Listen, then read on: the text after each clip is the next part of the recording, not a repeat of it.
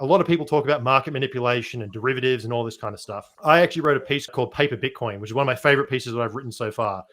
And my case was, without deep and liquid derivative markets, these institutions can't allocate. If you can't hedge $1 billion worth of risk, you can't put $1 billion position on. I was just looking at how big the institutions are versus how much they've allocated. The behemoths, the $1 trillion, the $100 billion AUM firms, they've got 0.01% as an average allocation.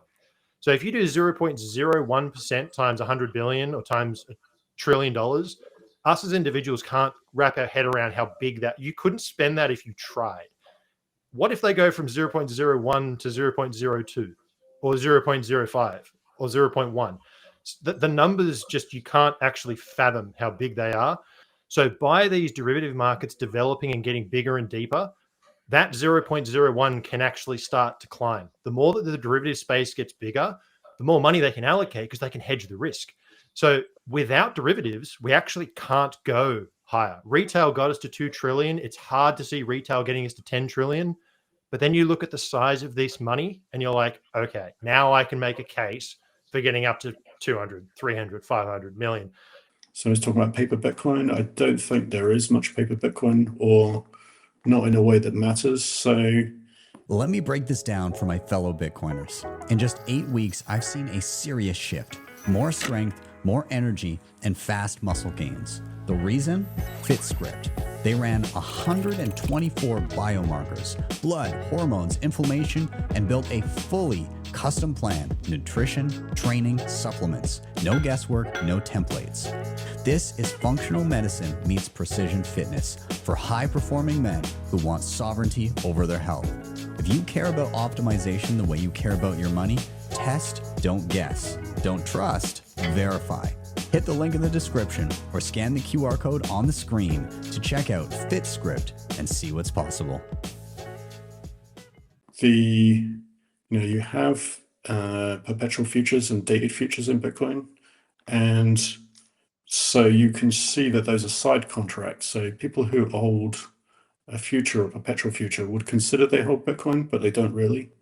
And the reason I say it doesn't matter is because there's very few people that want to be long-term short Bitcoin because of what we're talking about. It's going up exponentially. It's a dangerous thing to short. And so because there has to be a buyer and a seller for any future, where do the sellers come from? And the answer is they're synthetic. They're doing basis trading. And to do that, if they can collect, let's say, 15, 20% a year in a Bitcoin collateralized perpetual, they can collect the basis trade by buying Bitcoin, using it as collateral, and then shorting it. So it's a dollar interest strategy. They got to have dollars. They collect the funding rate.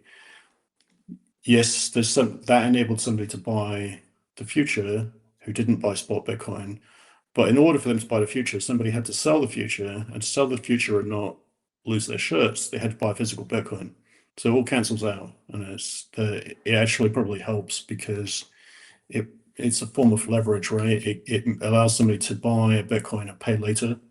If they think the price is going up and they think they'll be able to afford, another tenth of a Bitcoin within 3 months' time, they can buy it now with 50% margin on CME with their stock portfolio, and then pay it off. And there's an interest rate, so they pay the interest rate, but that's sort of creating buy now, pay later opportunities for Bitcoin. So it brings forward some demand. So I don't think it's very much paper Bitcoin. That's my assertion. And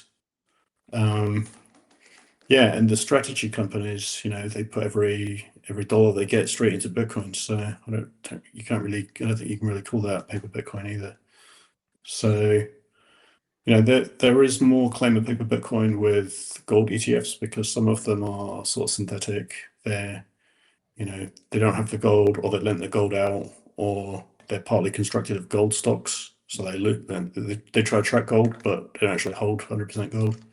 So I did have gold in the portfolio a long time ago. I went and researched which ones actually have the gold and don't rehypothecate it, because it was a thing. People were suspicious about that, right?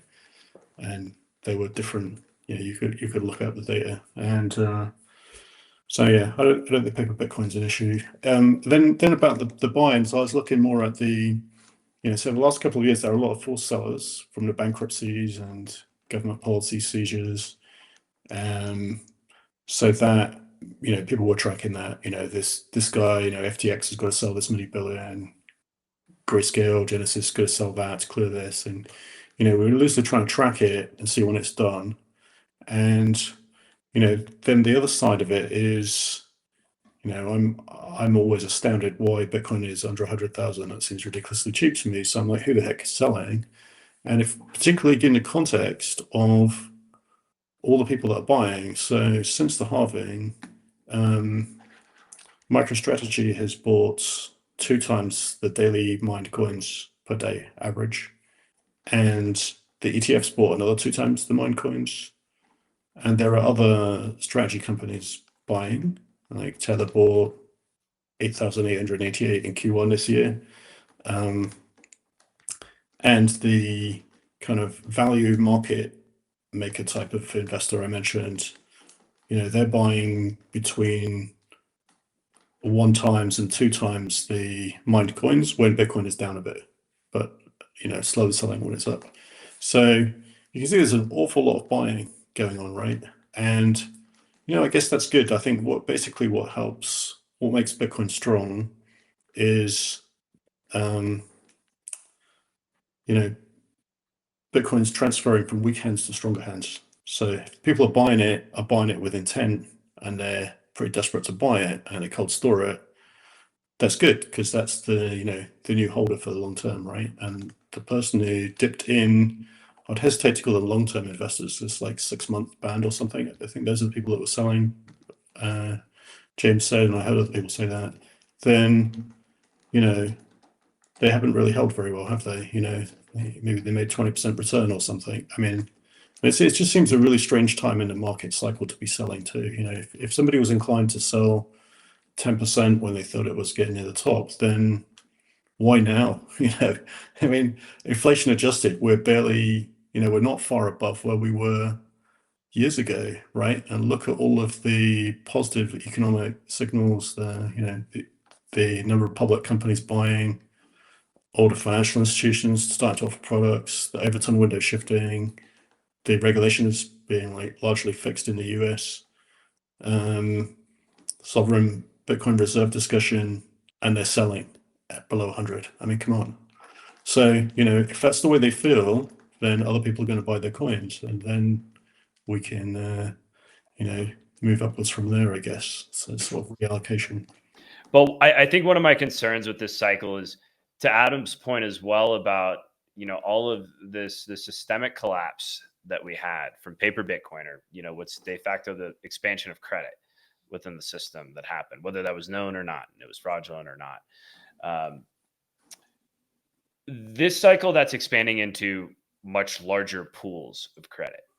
And we haven't, right now there's this convertible notes market, and the amount of leverage that Saylor's been taking out, reasonably material percentage of that market, 5% of that type of, credit structure. But markets are bigger, and people are going to come up with more creative ways of doing this. And we're kind of, for the first time, really tapping into more of these traditional pools. And there's a strong value proposition.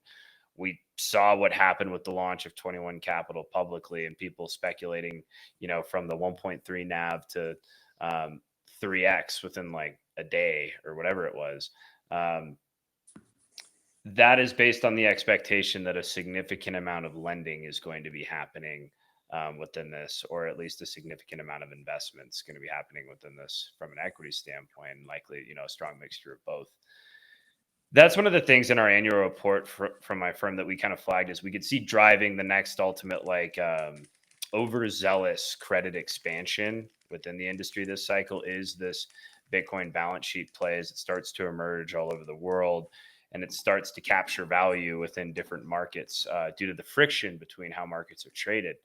And that's obviously a very good thing. But what I do think we'll see is we're going to start to find a lot of cowboy risk-seeking CFOs, where they're taking on a lot more risk in their capital structure than how Saylor, for example, has structured things, given the amount of liquidity and assets that he has. Saylor is good. The scenario where MicroStrategy goes bankrupt is, very, very remote given where the market currently sits. And, but there's going to be a lot of other people that are just, they want to see a stock price. Maybe they don't even have as much confidence in the long-term potential of Bitcoin, but they're looking for a way out.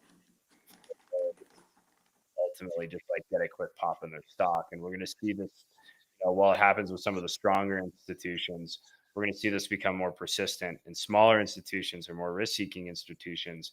And there's probably going to be a degradation of terms that happens in that credit as well, where it's going to be more and more favorable to the lenders over time.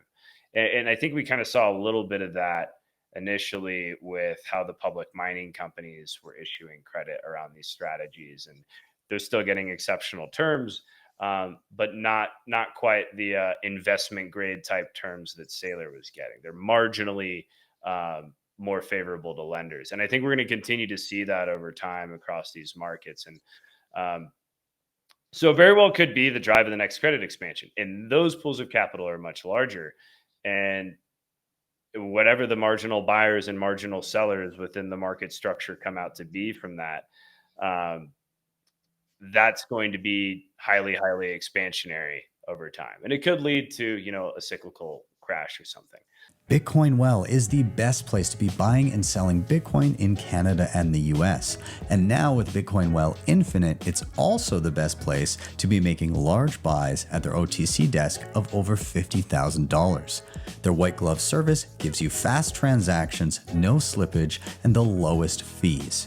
You can scan the QR code on the screen or simply head to bitcoinwell.com/BTC sessions to sign up today.